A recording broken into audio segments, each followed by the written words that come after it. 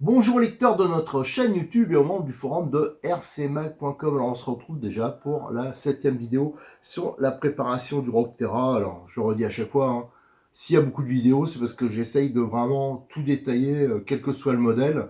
Voilà, pour ceux qui n'aiment pas ça, je suis désolé, mais j'aime bien rentrer vraiment dans les détails et surtout, euh, je- j'essaye des choses. Et même si ça marche pas, je le laisse dans la vidéo, hein, je montre un peu la rectif et j'explique pourquoi ça allait pas. Donc on a déjà monté une bonne partie de la voiture, toute la transmission est assemblée, il nous reste donc le train avant. Enfin, une partie du train avant, c'est-à-dire tout ce qui est triangulation. Alors je rappelle, on a fait la modif avec les biellettes. D'ailleurs ça, va falloir le valider, hein, parce que comme j'ai mis, voilà, pour faire joli, pour faire sécuriser, j'ai mis des rondelles.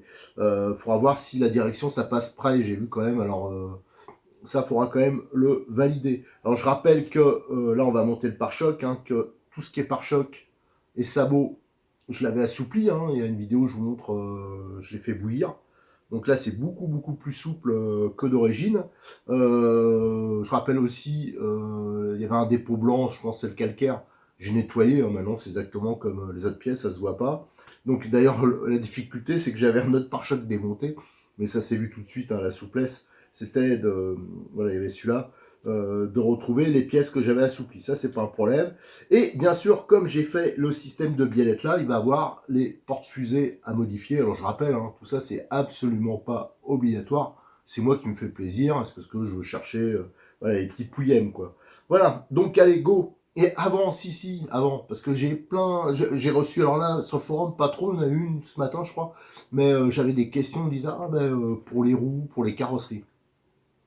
Alors les roues, je sais que c'est la mode du moment, là, c'est l'allègement, mais ça, j'en suis pas du tout là. Mais je vais vous montrer euh, que c'est prévu. Tiens, je pousse ça, je pousse l'ensemble ici, hop. Et regardez, ça j'avais mis de côté, c'est toutes les roues que j'ai prévu de tester. Et encore, elles sont pas toutes là, hein, parce qu'il y en a qui sont montées sur des voitures. Donc ça, les tests des roues, vous en aurez. De toute façon, comme d'habitude, je vais le transformer en plein de choses. Je vais faire des vidéos où je le transformerai en buggy 1/8. Voilà, pour montrer celui qui... Moi, j'avoue que je suis pas un méga fan de Monster, hein. Donc, je transformerai, je vous montrerai comment on peut le transformer en short course. Ça, c'est hyper simple. Le transformer aussi en TT1/8, là aussi, ça va être simple. On va voir qu'on peut gagner en tenue de route, on peut faire plein de choses, hein. Ça, c'est pas un problème. Et j'ai prévu aussi, alors tiens, ça c'est un peu plus loin. Hop, je vais les chercher. Je perds des morceaux au passage. Regardez, il y a la carrosserie d'origine, mais j'ai prévu de tester le montage d'autres carrosseries, notamment Coccinelle et aussi la 2 chevaux. Donc vous voyez, des vidéos et des modifications, je sais pas, j'ai fait tomber un truc, je sais pas ce que c'est.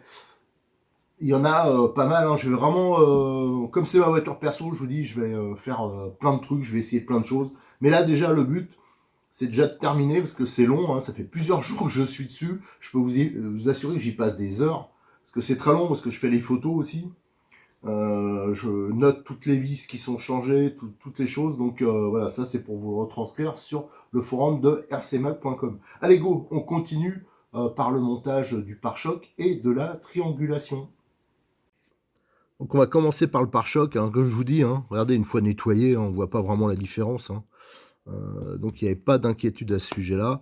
Et pour le reconnaître, hein, parce que j'avais tout mélangé, bien sûr, là le pare-choc, on voit, il est bien rigide, hein, même si je force, je le plie pas des masses.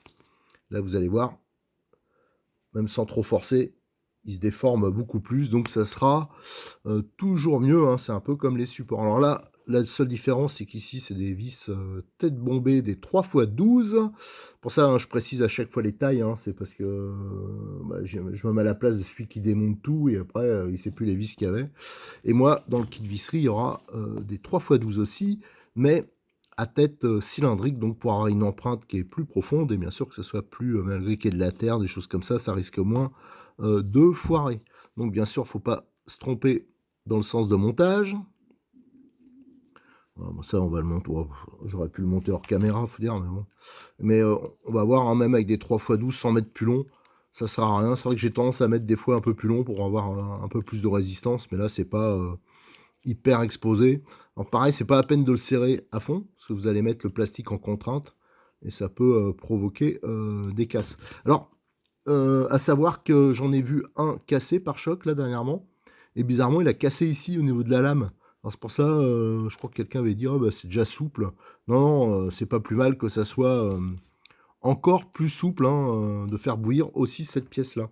Voilà. Mais surtout, hein, quand vous serrez des pièces plastiques, serrez jamais comme un malade, hein. Ça aussi, ça peut générer, des problèmes. Vous voyez, moi, je mets au contact et hop, c'est bon. Et là, regardez, voilà, une fois que la pièce est montée, bien sûr, ça rigidifie celle-ci, hein. Donc, si l'amortisseur, avant, là, je pouvais toucher, là, c'est plus le cas. Mais bon, l'avantage, là, regardez, ça peut bien se déformer. Tandis que là, si j'essaye là, c'est beaucoup plus dur. Donc, vous voyez la différence? Regardez la différence. Donc, vous imaginez bien que là, ça va quand même beaucoup mieux amortir et ça cassera, je pense, moins vite, hein. Ça peut toujours casser, surtout avec le froid actuel. Mais je pense quand même que ça sera beaucoup plus résistant. Alors, pour le montage de la triangulation à l'avant, hein, on a ici les axes qui sont un peu différents de l'arrière, ils sont plus courts. Alors, je regarde, de mémoire, c'est 3,50. Voilà, à l'arrière, je crois que c'est 3,60. Donc, toujours le même système, hein, la partie, la Tamiya, hein, la partie là, qui est filetée et qui se vise directement sur la première partie du triangle. Donc, ça, on y reviendra, il y a des petites choses à voir. Autrement, on a cette plaque de renfort, en fin de compte, elle vient se mettre ici. Et elle permet, en cas de gros choc, hein, de ne pas tout arracher, hein. Donc c'est ça qui va tenir les axes. Donc ça, c'est une pièce importante. On voit qu'elle est fraisée ici. Et donc, ça se met dans ce sens-là, hein. Faites attention parce que voilà, j'ai vu des montages un peu, j'arrive plus à monter le pare-choc. C'est parce que, par exemple, j'ai vu un montage où c'était monté dans ce sens-là. Non, c'est bien comme ça. Le fraisage, là, le décrochement, c'est une pièce de 3 mm. Voilà, ça vient se mettre ainsi. Allez, on va mettre en place les triangles, le renfort, et on va voir pour le petit réglage qu'il y a à faire, hein, pour assurer la bonne liberté de la triangulation. Allez, j'ai déjà mis en place là. On va serrer ici. Voilà. Voilà, pour l'instant, c'est dur, hein, parce que ça a été démonté 3 fois, je crois. Voilà, là, je mets en contact, et hop, je desserre un peu. Voilà, il faut vraiment que la plaque, elle soit libre, voilà, pour que le triangle, parce qu'autrement, regardez, si vous serrez, hop, le triangle, il est bridé. Regardez. Donc ça, c'est absolument pas bon, hein. Faut vraiment s'assurer que c'est parfaitement libre. Ça, c'est vraiment important. Autrement, vous aurez une suspension qui va pas fonctionner correctement. Maintenant, ce qu'on va monter, hein, c'est le sabot et tout le système de pare-choc, hein. En même temps, ça va fixer le train avant. Alors, je rappelle, j'en profite pour les montrer là parce que j'aurai pas assez d'angle après. Nous avons des vis, je vais les laisser d'origine, mais je vous mettrai un peu de vis en râpe quand même dans le kit visserie. Donc ça, c'est les 3x8 têtes bombées. Alors je les laisse, pourquoi? Parce qu'il n'y a pas assez de... Si on met des têtes cylindriques, ça va dépasser et j'ai peur que voilà, ça racle. Bon, je pense que ça passerait quand même, mais bon. Je ferai quand même l'essai. Mais là, c'est des 3,12... Non, 3,8 têtes bombées. Au centre, on a des 3,28. Alors c'est une cote un peu...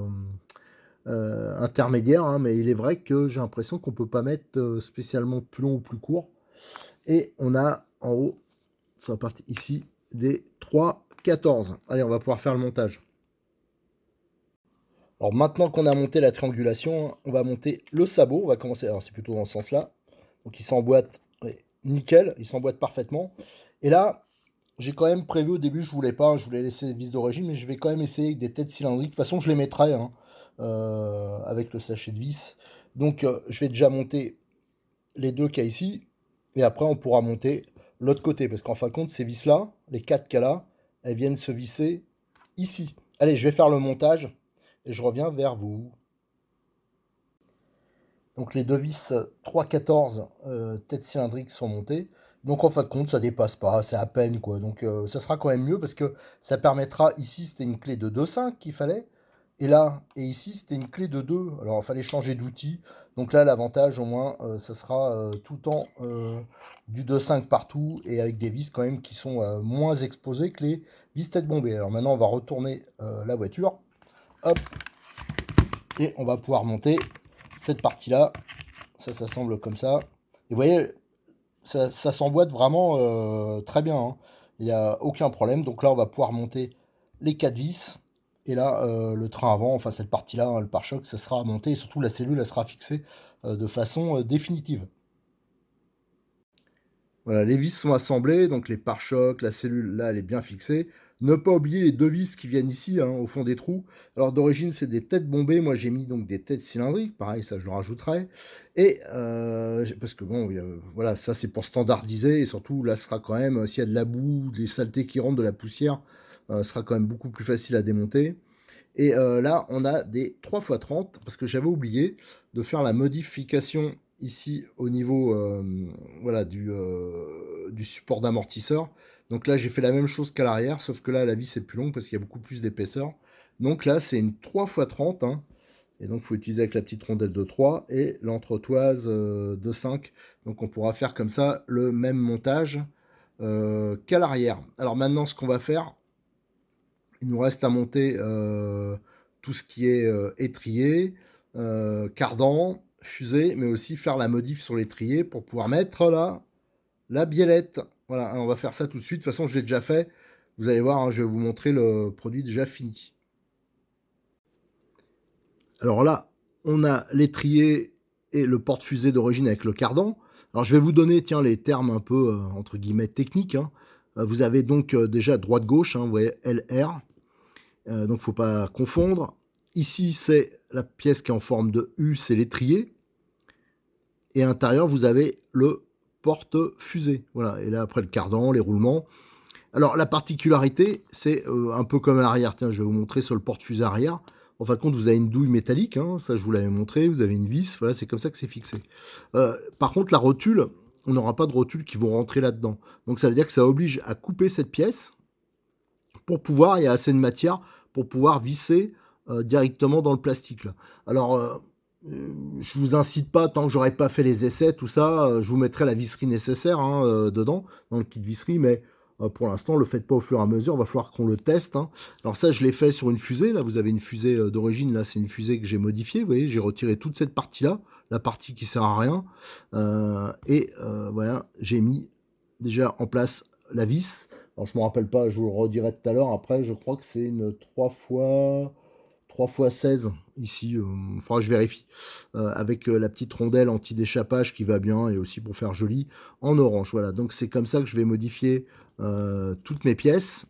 Et après, on pourra refaire le montage. Et là, on a au fond les vis de pivot. Hein. On appelait ça les kingpins, je crois, à un moment, notamment chez Kyosho. Et c'est celle-là qu'il faut pas trop manipuler, qu'il faut vérifier de temps en temps. Déjà pour voir, s'assurer que c'est bien libre au niveau de l'articulation, mais aussi qu'elle se desserre pas. Parce que si elle s'arrache, après le filetage est mort et on est obligé de changer les fusées. Alors bon, le gros avantage, c'est que les fusées, c'est vrai que les pièces sont vraiment pas chères. Mais bon, si on peut éviter un problème. À savoir que quand j'avais demandé à Stéphane Matteo les options qu'elle allait suivre, il y aura, si j'ai bien compris, il y aura donc ces pièces-là, le porte-fusée arrière en aluminium. Bon, ça, c'est vraiment pour se faire plaisir. À mon avis, ça ne servira pas à grand-chose. Mais il y aura aussi l'étrier et le porte-fusée en aluminium. Alors, peut-être que l'étrier, à mon avis, ça sert à rien. Peut-être que le porte-fusée, pourquoi pas, pour pouvoir mettre du frein filet. Bon, moi, pour l'instant, on n'a pas eu de problème à ce niveau-là, mais j'ai lu qu'il y en a qui ont perdu. Alors, il faut juste vérifier de temps en temps hein, que ça ne se barre pas. Et si on le démonte trop souvent, il faudra penser à changer le porte-fusée, parce que le filetage, il sera devenu trop lâche. Voilà, et donc je vais faire la modification et on fera le montage des porte-fusées sur les étriers. Allez, le premier truc qu'on va faire, hein, j'ai modifié donc l'étrier, donc j'ai supprimé la patte, hein, voilà. Mais on va commencer par monter les roulements. Tiens, je vais utiliser un petit outil. Hein. C'est vrai que je pense pas, souvent je l'utilise quand je fais mes montages perso, mais sur les vidéos, je ne l'ai pas à portée de main. Ça, c'est pour rentrer les roulements bien droits. Alors, vous voyez, on peut en placer un roulement 5-10-4 hein, pour le roulement avant. On met sur 5 et hop, ça me permet de l'enquiller facilement. Et là, c'est le roulement intérieur 10, ça rentre là. Et là, je me guide avec suite devant. Et là, ça me permet, tiens, ben, l'autre, il s'est déboîté. Voilà, lui, il est bien rentré. Alors lui, voilà, il tient pas assez. Alors, je vais faire la même chose que j'ai fait, que je vous montre à chaque fois. Hein. Voilà, je fais des petites spirales sur la portée. Ça, c'est toujours le cas. Hein. C'est le cas pour les fusées arrière, les porte-fusées arrière. N'importe quelle marque, généralement, les extérieurs, c'est normal, hein, c'est au moulage, hein. Voilà, et là, il rentre plus dur et là, il partira pas. Vous voyez, ça, c'est un petit truc que je fais tout le temps pour que le roulement, il reste, bien en place. Voilà, donc là, c'est bien centré et on pourra mettre ensuite le cardan. Alors là, maintenant, c'est là maintenant qu'il va falloir que je ne me plante pas. Donc ça monte comme ça. Voilà. Je regarde à blanc, là ça monte. Et là on va mettre donc ces petites vis, celles qui sont un peu délicates. Vous voyez ici c'est un filetage, c'est du 3. Ici la portée c'est du 3,5. Alors ça je vous dis, hein, ça sortira bientôt en aluminium, hein, les ensembles, hein, pour ceux qui veulent monter. Et là voilà, ça c'est vraiment une pièce, il faut bien visser droit. Et surtout, il ne faudra pas s'amuser à le démonter tous les 4 matins. Alors là pour l'instant je le serre normalement. Et après on fera l'ajustement parce qu'il faut que ça soit bien libre, hein. Alors bien sûr ça va se roder, mais c'est pas la peine de faire forcer le cerveau comme un malade. Voilà, alors ce que je vais faire, je vais visser au contact, et je dévisse un peu. Je vais faire la même chose de l'autre côté. Voilà. Là c'est moyennement libre, hein. C'est pas libre comme j'aimerais que ça soit. Là, je redévisse. Moi ça me plaît pas. Pour moi c'est pas assez libre. Alors, est-ce que c'est un problème de jeu comme ça, ou est-ce que dans les portées? Alors ça, je vais redémonter parce que ça me plaît pas. Donc je vais chercher pourquoi c'est un poil dur. C'est bizarre, hein, quand j'ai démonté. Oh, celui-là, faut dire, il est un peu plus libre, mais c'est pas non plus la folie. Et celui-là, ça, j'en ai un deuxième qui est en pièces. Ouais, c'est voilà. Bon, on va essayer de faire. Je vais quand même essayer de trouver pour faire un peu mieux. Alors, j'ai libéré le mieux possible, hein, c'est pas comme je voudrais, mais c'est déjà mieux. Alors faites attention, hein, au serrage, parce que il a été évoqué, hein, qu'il y en a qui ont perdu des vis là. Et si vous le resserrez, vous vérifiez, vous serrez sur la voiture sans déconnecter la biellette de direction, vous risquez de brider la direction. Et là, vous risquez de bousiller le reste, hein, d'avoir déjà une voiture qui va pas bien tenir la route et aussi de bousiller le cerveau de direction. Donc, il faut à chaque fois déconnecter la biellette ici, comme ça, pour s'assurer que c'est bien libre. Parce qu'il a fallu que je le desserre quand même pas mal pour que ça soit à peu près libre. Voilà. Et donc là, on va monter sur le triangle, donc avec ce système-là, hein, qui va traverser, c'est des 3 x 30, hein, c'est le même système que pour les triangles. Vous voyez, ça va traverser l'ensemble et ça va venir se prendre là-dedans. Donc ça, c'est un système qui me semble plutôt pas mal. Allez, ça, je vais le monter et je reviens vers vous pour le montage des biellettes. Et donc là, c'est assemblé, hein, donc j'ai monté ma biellette de direction. Alors là, j'ai remplacé pareil par une vis tête cylindrique, hein, pour que tout soit à la même taille au niveau des outils. Donc là, c'est une 3x16 et là, c'est des 3x14 avec une rondelle acier et là, la petite rondelle anti-déchappage, hein, pour faire un peu joli aussi.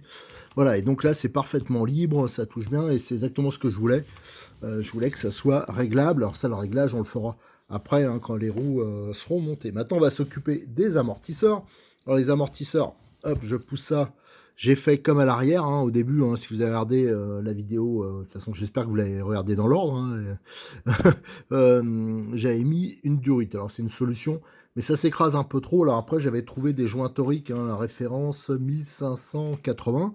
J'en ai pris 2 pochettes et ça me permet vraiment de régler en empilant les joints, de régler voilà, la butée comme je veux, soit j'en rajoute un, soit j'en retire.